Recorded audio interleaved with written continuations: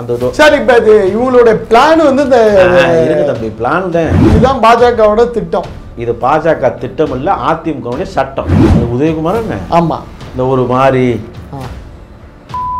குரங்கு மாதிரி இல்லை, நான் பார்த்தேன். அது என்ன இருந்துச்சுன்னா, எனக்கு ஒரு மனுஷன் பேசுகிற மாதிரியே இல்லை, ஒரு குலைக்கிற மாதிரி இல்லை சார். உதயகுமார் நாக்க பிடிங்கிட்டு செத்துடணும்.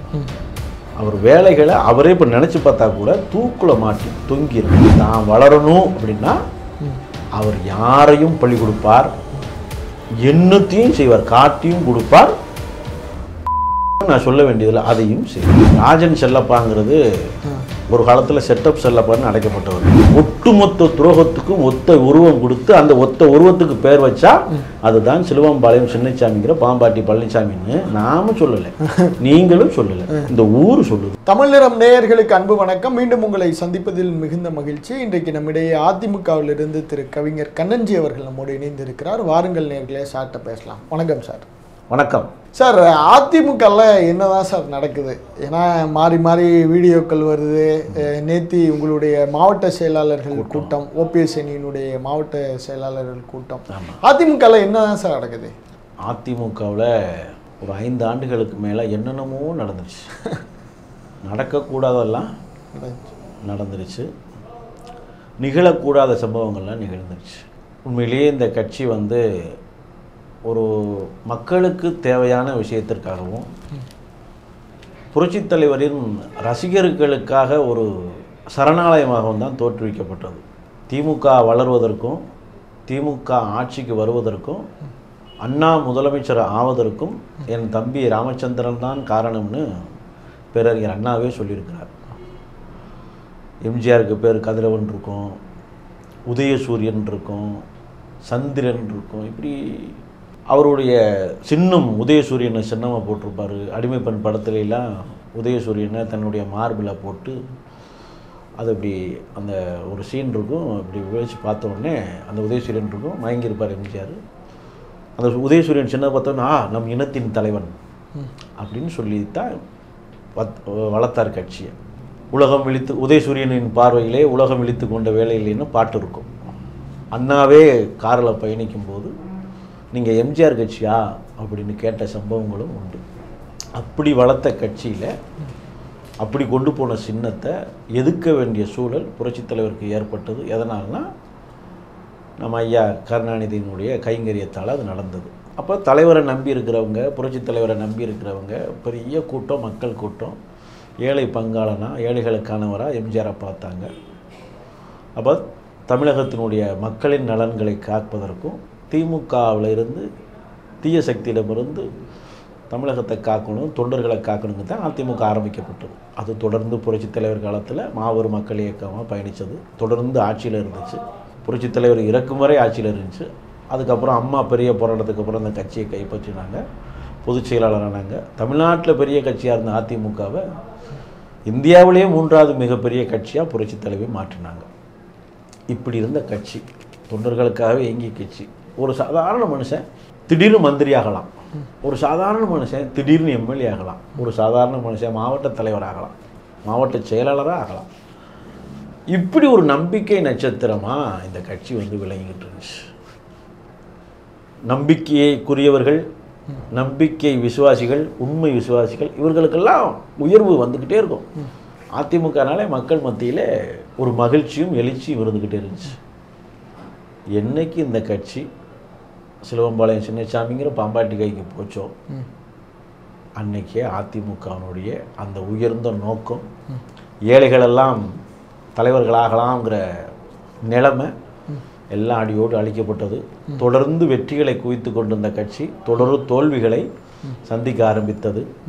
8 தோல்வி எடப்பாடியாக மாறி 10 தோல்வி பாம்பாட்டியாக போய் படுதோல்வி பழனிசாமி அதிமுகவை அழிவு பாதைக்கு கொண்டு போய் விட்டுட்டார். அப்போ இந்த கட்சியை காக்க வேண்டிய பொறுப்பு, தொண்டர்களின் உரிமையை மீட்க வேண்டிய பொறுப்பு இந்த கட்சியால் அங்கீகரிக்கப்பட்டவர், இந்த கட்சியால் முதலமைச்சர் ஆக்கப்பட்டவர், அம்மாவாலேயே நம்பிக்கை நட்சத்திரமாக சொல்லப்பட்டவர் ஐயா ஓபிஎஸ். இந்த நிலைமையெல்லாம் மாற்றணும், எப்படியும் மாற்றியே தீர்வேன், உயிரை கொடுத்தாரு இதை பண்ணுவேங்கிற ஒரு போராட்டத்தில் இருக்கிறார். நீண்ட நெடிய போராட்டம். நீங்கள் சொன்ன மாதிரி எவ்வளவோ நிகழ்ச்சிகள், விரும்பத்தகாத சம்பவங்கள்லாம் நடந்துருச்சு. இப்போ இந்த கட்சி காப்பாற்றப்படுவதற்கான சூழல் கணிஞ்சிருக்கு. அதை காப்பாற்றிடுவோங்கிற நம்பிக்கையும் இருக்குது. மீண்டும் இந்த இயக்கம் தொண்டர்களுக்கு அது எப்படி உங்கள் தலைவர் மாதிரியே பேசுகிறீங்க நீங்களும்? அவர் நேற்று சொல்கிறார், எனக்கு ஒரு ரகசியம் கிடைச்சிருக்கு அப்படின்னு சொல்கிறார். என்ன ரகசியம் அது? என்ன அது? பரம ரகசியமா? என்ன ரகசியம் அது? அது சிதம்பர ரகசியமும் பரம்பரை ரகசியமும் பரம ரகசியமும் இது இல்லை. இந்த எப்படி சிலுவம்பாளையம் பழனிசாமிக்கு இந்த கட்சி போச்சு அப்படிங்கிறது நம்ம எல்லாருக்குமே தெரியும். கிட்டத்தட்ட எந்த கட்சியில் இவ்வளவு விவாதங்கள் நம்ம விவாதிச்சிருக்க மாட்டோம் இந்தியாவில். ஏன் உலகத்திலேயே ஒரு கட்சியை பற்றி இவ்வளவு விவாதம் நடந்திருக்குமான்னா இல்லை, அது அதிமுகவை தான். அதனால் அதிமுகனுடைய விதி, அதிமுகவினுடைய சட்டம், அதிமுகனுடைய சரத்து அனைத்துமே அனைவருக்குமே அறிந்த சம்பவமாக போயிடுச்சு. ஓகே. அப்போ எந்த அடிப்படையில் எது மாதிரி பழனிசாமிக்கு இந்த இயக்கம் திரும்பிச்சு, திசை திரும்பிச்சுங்கிறதுக்கு அரசியல் சித்து விளையாட்டுகள் 1000 இருந்துச்சு. ஆனால் அது எதுவுமே பழனிசாமி பயன்படுத்த தெரியலை, பக்குவமாக இருக்க தெரியலை, தான் தலைவன்கிறத உணர தெரியலை. ஒரு தலைவருக்கான அனைத்து வாய்ப்புகளும் பழனிசாமி கிடைச்சிச்சு. ஆனால் ஒவ்வொரு வாய்ப்பையும் தான் ஒரு தருதலை என்பதைத்தான் நிரூபித்தார். தலைவன்கிறத போட்டு உடைச்சார். அதனால் பழனிசாமி இல்லாத இயக்கம், பச்சோந்திகள் இல்லாத இயக்கம், பச்சை துரோகிகள் இல்லாத இயக்கமாக அதிமுகவை மாற்றினாத்தான் அதிமுக விடிவு ஏற்படுங்கிற ஒரு நிலைமை இப்போ எல்லாருக்குமே வந்துருச்சு, தெரிஞ்சிருச்சு. சார், முன்னாள் அமைச்சர் ஆர்பி உதயகுமார் காலைல ஒரு காணொலி வெளியிட்டு இருந்தார். அதை பார்த்தீங்களா? உங்கள் தலைவருக்கு வார்த்தைக்கு வார்த்தை பதில் சொல்லியிருக்கிறாரு. அது உதயகுமார் என்ன? ஆமாம். இந்த ஒரு மாதிரி குரங்கு மாதிரி உருவ கேள்வியெல்லாம் பண்ணக்கூடாது. ஆமாம். இல்லை, நான் பார்த்தேன். அது என்ன இருந்துச்சுன்னா, எனக்கு ஒரு மனுஷன் பேசுகிற மாதிரியே இல்லை, ஒரு குலைக்கிற மாதிரி. இல்லை சார், அதுக்கு நம்ம வந்து ஒருவருடைய உருவத்தை வச்சு நம்ம அது கருத்தை மட்டும் இது வந்து நான் உங்களுக்கோ தமிழினத்துக்கோ சொல்லலை. இதுக்கு முழு பொறுப்பு நான். இதுக்கு தமிழினமோ என்னோட கேள்வி கேட்குற நிருபரோ எந்த பொறுப்பும் கிடையாது. பட் ஆதங்கத்தை சொல்கிறேன். ஏன் சொல்கிறேன் அப்படின்னா, உதயகுமாருங்கிற ஒரு உதவக்கரையை 2006-07 பிறகு தான், கிட்டத்தட்ட 2008 தான் இந்த கட்சியில் ஒரு அங்கீகரிக்கப்படுற நபராக வர்றார். அதுக்கு முன்னாடி அவர் நிலைமை என்ன, யார் ஒரு இந்த உதயகுமார், பேக்ரவுண்ட் என்ன அப்படின்னா, நம்ம அண்ணன் காளிமுத்து கேள்விப்பட்டிருக்கீங்களா? முன்னாள் சபாநாயகர் காளிமுத்து வீட்டில் ஒரு எடுபுடி. காளிமுத்துக்கு எல்லாமாகவும் இருந்தார். என்னென்ன செஞ்சாரு அப்படிங்கிறத அதெல்லாம் இருக்கட்டும். இந்த உதயகுமார் நிறைய அன்னைக்கு சொல்லியிருக்கிறாரு. என்னென்ன அவர் செஞ்சாரு, எப்படி இந்த கட்சியில் வளர்ந்தாரு, எப்படி வளர்றதுக்கு காரணமாக இருந்தாருன்னு நம்ம சொன்னோம்னா, உதயகுமார் நாக்க பிடிங்கிட்டு செத்துடணும். அவர் வேலைகளை அவரே இப்போ நினச்சி பார்த்தா கூட தூக்குல மாட்டி தொங்கிடணும். ஏன் டேவிட் அண்ணாதுரை, அண்ணன் காளிமுத்தனுடைய மகன் டேவிட் அண்ணாதுரை செருப்பை கலத்தி அடித்து வீட்டை விட்டு வெளியே அனுப்புனாரு அப்படிங்கிற வரலாறை நம்ம சொன்னோம்னா, உதயகுமார் வெட்கி தலை குனியணும். சரி, எப்படியோ வந்துட்டார். யாரை பிடிச்சி? டாக்டர் வெங்கடேஷை பிடிச்சி கையில் விழுந்து காலில் விழுந்து பிடிக்க வேண்டியதை பிடிச்சி உருக வேண்டியதை உருகி வந்துட்டார். வந்துட்டேன். நீ பழி யாரை கொடுத்த? வந்த உடனே விருதுநகர் மாவட்டத்தில் மாவட்ட பொறுப்பாளர் அம்மா ஒரு பதவி கொடுக்குறாங்க. விருதுநகர் மாவட்டத்தில் அப்போ கே சிவசாமின்னு ஒரு மாவட்ட செயலாளர் இருந்தார். அவர் தேவர் கம்யூனிட்டியை சார்ந்தவர். இப்படி ஒரு தேவர் மாவட்ட செயலாளராக இருக்கிற இடத்துல அவர் எம்எல்ஏவும் கூட. அப்போ எம்எல்ஏ 2006 கே சிவசாமி எம்எல்ஏ, சட்டமன்ற உறுப்பினர், அருப்புக்கோட்டை தொகுதியில். அந்த சிவசாமியை அவரும் தேவர், உதயகுமாரும் தேவருங்கிற ஒரே காரணத்திற்காக அந்த சிவசாமியை பழி கொடுத்தார். தொகுதிக்கே சம்பந்தம் இல்லாமல் விருதுநகர் மாவட்டத்தில் தேவர், நாடார், நாயக்கர்னு பிற கம்யூனிட்டிகள் நிறையா இருக்கிறாங்க. இந்த கம்யூனிட்டிகளுக்கோ பேஸுக்கோ எதுக்கும் சம்பந்தம் இல்லாத ஒரு சிவசாமியை காலி பண்ணிவிட்டு ஒரு ரொம்ப மைனாரிட்டி கம்யூனிட்டியில் இருந்த ராஜேந்திர பாலாஜியை இன்ட்ரடியூஸ் பண்ணி அந்த மாவட்ட அரசியலை அழிப்பதற்கு காரணமாக இருந்தவரே உதயகுமார். தான் வளரணும் அப்படின்னா அவர் யாரையும் பழி கொடுப்பார், என்னத்தையும் செய்வார், காட்டியும் கொடுப்பார், நான் சொல்ல வேண்டியதில்லை அதையும் செய்வார். அப்படியாப்பட்ட ஒரு நபர், விசுவாசத்தின் விளக்கமாக இருக்கக்கூடிய, விளக்க உரையாக இருக்கக்கூடிய, அம்மாவாலேயே புகழப்பட்ட ஒரு நபர். இந்த என்னையும் அம்மா புகழ்ந்துருக்காங்கன்னு சொல்றாரு. தேனி போராட்டத்துக்கு உங்களை ஓபிஎஸ் கூப்பிடவே இல்லைன்னு சொல்றாரு. முல்லை பெரியார் நாய் நரிக்கெல்லாம் முக்கியத்துவம் கொடுத்துருக்கு. உதயகுமாருக்கு மட்டும் இல்லை, திடீர்னு பார்த்தா குப்பனுக்கும் சுப்பனுக்கும் கூட ஒரு வாய்ப்பை கொடுப்பாங்க, கோபுரத்தில் வைப்பாங்க. யார் அம்மாவினுடைய நம்பிக்கை நட்சத்திரமாக கடைசி வரைக்கும் முதல் முறையாக அம்மாவை சந்தித்து ஒரு பதவியை பெற்றதில் இருந்து அம்மா இறக்கும் தருவாய் வரைக்கும் நம்பிக்கை நட்சத்திரமாக உண்மை விசுவாசமாக யார் இருந்தால் அது ஊர் உலகத்துக்கே தெரியும். ஓபிஎஸ்னா அம்மாவின் விசுவாசம். எடப்பாடி இருந்தார், வேலுமணி இருந்தார், எல்லாரும் எடப்பாடிய முதலமைச்சரா சசிகலா அவர்கள் முன்மொழித வரைக்கும் அவரை யாருக்காவது தெரியுமா? சார், அவர் நாட்டுடைய அமைச்சரா இருந்தார், அவர் எப்படி தெரியும் இருந்தார்? எத்தனாவது வரிசையில் இருந்தாரு? எந்த இடத்துல இருந்தாரு? இப்படி எட்டி பார்த்துக்கிட்டு இருப்பாரு. ஐயா ஓபிஎஸ் அம்மாவும் முதல் வரிசையில் நிற்பாங்க, 3வது 4வது வரிசையில் நின்று எடப்பாடி இப்படி எட்டி பார்ப்பார். அப்போ வரைக்கும் எடப்பாடி பழனிசாமி யாருக்காவது தெரியுமா? பழனிசாமின்னு ஒரு கேரக்டர் இருக்குன்னு தெரியும். சிஎம் ஆனதுக்கப்புறம் தானே எடப்பாடி பழனிசாமின்னு தெரியும். ஓபிஎஸ்ன்னு ஒரு பேர் பிராண்ட் ஆனதுக்கப்புறம் தானே இபிஎஸ்ன்னு வச்சுக்கிட்டாங்க. இபிஎஸ்னா ஓபிஎஸ்ங்கிறது ஓட்டக்கார தவறு மகன் பன்னீர்செல்வம் ஓபிஎஸ். இபிஎஸ்னா எடப்பாடி மகன் பழனிசாமியா? எடப்பாடியுடைய மகனா அவர்? எடப்பாடி கே பழனிசாமி. அப்போ இகேபிஎஸ் தானே போடணும், இல்லாட்ட சிலுவம்பாளையம் பழனிசாமி. சிலுவம்பாளையம் சொந்த ஊர், எடப்பாடிங்கிறது தொகுதி. இந்த தொகுதி நாளைக்கு ரிசர்வ் தொகுதியாக மாறிடுச்சுன்னா எடப்பாடி பழனிசாமி போட முடியுமா? அப்போ சிலுவம்பாளையம் கே பழனிசாமின்னு போடணும், இகேபிஎஸ்ன்னு போடணும், இல்லைன்னா சிகேபிஎஸ்ன்னு போடணும். இந்த ஓபிஎஸ்ங்கிற பிராண்டை காலி பண்ணதுக்காக வச்சப்பட்ட பேர் தானே இபிஎஸ். கண்டிப்பா எல்லாமே போலி. இல்லை, இப்போ ஆர்பி உதயகுமாருக்கு நீங்கள் சொல்கிற பதில் என்ன? அவர் கரெக்டாக தானே சொல்கிறாரு, இது போராட்டத்துக்கு கூப்பிடல, அம்மா வந்து புறக்கணிச்சாங்க. ஆர்பி உதயகுமார் வந்து எங்கள் பகுதியிலெல்லாம் இனத்துரோகியாகவும் ஈனப்புறவியாகவும் தான் பார்க்குறாங்க. ஆர்பி உதயகுமாருக்கு மதிப்போ மரியாதையோ எதுவும் கிடையாது. அவருக்கு டார்கெட் என்னன்னா, தான் வளர்வதற்கு தன்னுடைய சாதிக்காரன் யாராவனா இருந்தாலும் பழி கொடுக்கணும். இன்னொன்று, ஒரு தேவரு, ஒரு மரவரு, ஒரு கல்லருங்கிற பேரை வச்சுக்கிட்டு வெள்ளச்சட்டை கூட நல்லா போட்டக்கூடாது. பழனிசாமியை விட 11 பழனிசாமி துரோகம்னா, பழனிசாமி துரோகம் பெருசா, உதயகுமார் செய்கிற துரோகம் பெருசான்னா உதயகுமார் துரோகம் தான் ஜாஸ்தி. துரோகத்தில் உதயகுமார் வந்து பழனிசாமிக்கு சீனியர். சார், இந்த ராஜன் செல்லப்பா வந்து 6 மாதம் வந்து உங்களை அமைதியாக இருக்க சொன்னாங்க, அப்புறம் கட்சியில் சேர்த்துக்கலாம் அப்படின்னு சொன்னார். நேற்று அதுக்கு பதிலும் கொடுத்துருக்கிறாரு. திரும்ப என்ன காம்ப்ரமைஸ்க்கு வராங்களா சார்? ஏன் திரும்ப உங்கள்கிட்ட இந்த மாதிரியான பேச்சுவார்த்தைகள் யார் நடத்த சொல்கிறா? என்ன நடக்குது சார்? ராஜன் செல்லப்பாங்கிறது ஒரு காலத்தில் செட்டப் செல்லப்பான்னு அடைக்கப்பட்டவர் இல்லையா? எப்படின்னு கேட்கணும். நம்ம பர்சனலுக்குள்ளே போகலாம். இல்லையா, அரசியல்னு வந்துட்டால் விமர்சனத்துக்கு உட்பட்டு தான் ஆகணும், விமர்சித்த கேட்டு தான் ஆகணும், உண்மை வெளியே வந்து தான் ஆகணும், பர்சனலாவது ஃபீலிங்ஸ் ஆகுது, அதை ஒத்துக்கிட்டு தான் ஆகணும். அரசியலுக்கு வந்துட்டால் கருணாநிதி காமராஜர் விமர்சிக்காத விமர்சனமா, இந்திரா காந்தியை விமர்சிக்காத விமர்சனமா?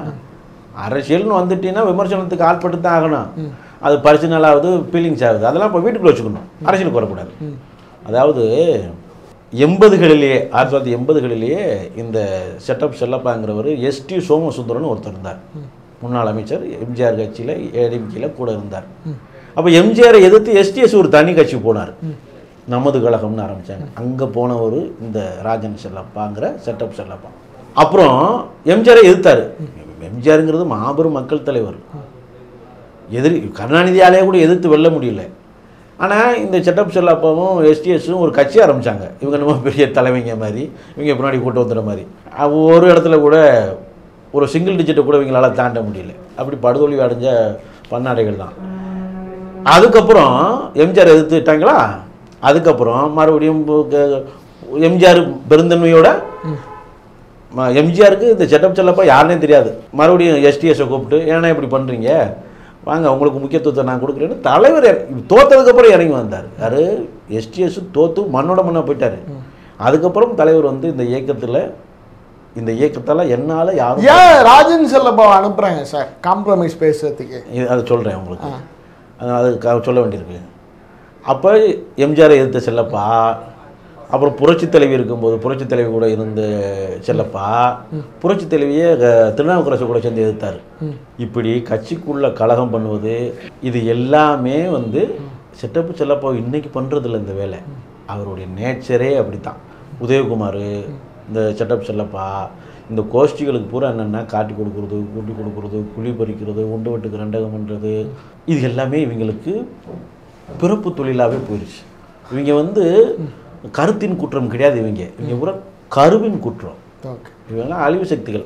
இந்த செல்லப்பாவுக்கு ஏன்னா ஓபிஎஸ் வந்து 6 மாதம் அமைதியாக இருக்கணும், உங்களை நான் சேர்த்துக்கூட நான் எடப்பாடிட்டு போய் பேசுவேன்னா நீயும் எடப்பாடினா அவ்வளோ பெரிய தலைவங்களா? நீங்கள் நான் மக்கள் செல்வாக்கு உங்களை சேர்த்துக்க மாட்டேன்னு தானே சொல்கிறாங்க. இவங்ககிட்ட யார் கேட்டா? இவங்ககிட்ட போய் எங்களை சேர்த்துக்கணும்னு சொன்னோமா?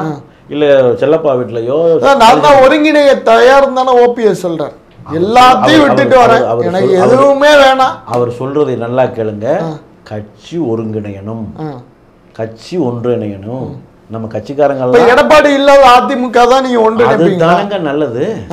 எடப்பாடி இருந்தா அதிமுக எப்படி ஆட்சிக்கு? எடப்பாடி இருந்தா நீங்க திரும்ப வர மாட்டீங்க, அது சேர மாட்டீங்க. எடப்பாடியை வச்சுக்கிட்டு இது வந்து ஓபிஎஸ் ஓட நிலைப்பாடா? எடப்பாடியை வச்சுக்கிட்டு ஓபிஎஸோ சசிகலாவோ தினகரனோ ஒட்டுமொத்தம் அதிமுகவுமே ஒன்றிணைஞ்சாலும் எடப்பாடியை போய் முன்னாடி காட்டி ஓட்டு வாங்கி ஜெயிக்க முடியாது. ஏன்னா எந்த மக்களும் ஓபிஎஸ் காட்டி ஜெயிச்சிடலாமா? ஓபிஎஸ் காட்டி ஜெயிச்சிடலாமா? ஓபிஎஸ் காட்டி தானே ஜெயிச்சிங்க. ஓபிஎஸ் முன்னிலைப்படுத்தி தானே. ஓபிஎஸ் தானே அம்மா இருக்கும்போது 14 தேர்தலை சந்திச்சாரு. 2001 இருந்து இப்ப ஜெயலலிதாவுக்காக ஓட்டு வரல, ஓபிஎஸ்க்காக தான் ஓட்டு வந்திருக்கு. அது அப்படி போகக்கூடாது. ஓபிஎஸ் வந்து தளபதி, புரட்சி தலைவி வந்து அவங்க தான் தலைவர். புரட்சி தலைவியினுடைய தளபதி வந்து ஐயா ஓபிஎஸ். இன்னைக்கு தளபதியும் இல்லை தலைவரும் இல்லையா அதிமுகல? பழனிசாமிகிட்ட அவர் தானே பொதுச் செயலாளராக இருக்காரு. போலி செயலாளராக இருக்காரு.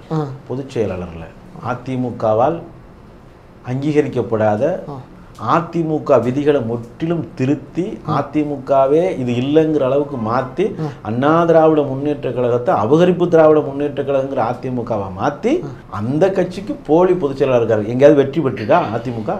மக்கள் விரும்புகிறாங்களா அதிமுகவை? சார், இப்போ சமீப காலமாக செங்கோட்டையன் வந்து மௌனத்தை கலைத்தேன்னா அவர் யூஸ்வலாக பேச மாட்டார். பின்னாடி என்ன சார் பிஜேபி இயக்குதோ இல்லை உங்களை எல்லாரையும் சேர்த்து ஒரு ஈக்குவேஷனை நோக்கி பிஜேபி இயக்குதுன்னு நம்ம சொல்ல வேண்டியதில்லை. ஆனால் எல்லாருக்கும் தெரியும்னு சொல்கிறீங்களா? பிஜேபி இயக்கி என்ன செய்ய போகுது? இங்கே வந்து பதவி சார் எடப்பாடியை வச்சு ட்ரை பண்ணாங்க, ஒன்றும் நடக்கல. எடப்பாடி சேர மாட்டேன்ட்டாரு, எனக்கு வந்து திராவிட கொள்கை தான் முக்கியன்ட்டாரு. ஏற்கனவே பிஜேபி பழனிசாமிக்கு தெரியுமாமா? அதான் சார், நீங்க ஏற்கனவே பிஜேபி திராவிடம்னா என்னன்னு சொல்லி சார் நீங்க ஏற்கனவே பிஜேபி கிட்ட இருக்கீங்க. ஒரு செங்கோட்டையன்ட்டு இருந்து ஒரு அணியை பிரிச்சு எடப்பாடி மட்டும் தனியா வச்சுட்டு ஒரு அணியை நோக்கி நகர்த்துறாங்க. எங்க நோக்கம் வந்து செங்கோட்டையனை ஒரு தனி அணியா பிரிக்கணும், வேலுமணியை ஒரு தனி அணி அப்படி இல்லை. பிரிந்து கிடக்கிற அணிகளை எல்லாம் ஒன்றிணைக்கணும் தான் எங்க நோக்கம். இந்த பிரிந்து கிடக்கிற அணிகள் ஒன்று இணையக்கூடாதுங்கிறது தான் எடப்பாடியினுடைய நோக்கம். ஸோ அதிமுக வெற்றி பெறக்கூடாது, திமுகவே தொடர்ந்து வெற்றி பெறலாம்.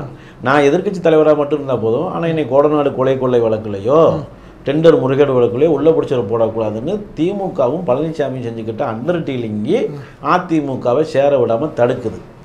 இந்த அதிமுக ஒன்றிணையாம மீண்டும் தமிழகத்தில் திமுக ஆட்சியை மாற்ற முடியாதுங்கிறதுனால தான் பிஜேபி என்ன முயற்சி பண்ணுதுன்னா ஒருங்கிணைந்த அதிமுகவை உருவாக்கி அந்த கட்சி கூட கூட்டணி வச்சோம்னா திமுகவை வீழ்த்துறதுக்கு ஒரு வாய்ப்பு வரும்னு அவங்க நினைக்கிறாங்க.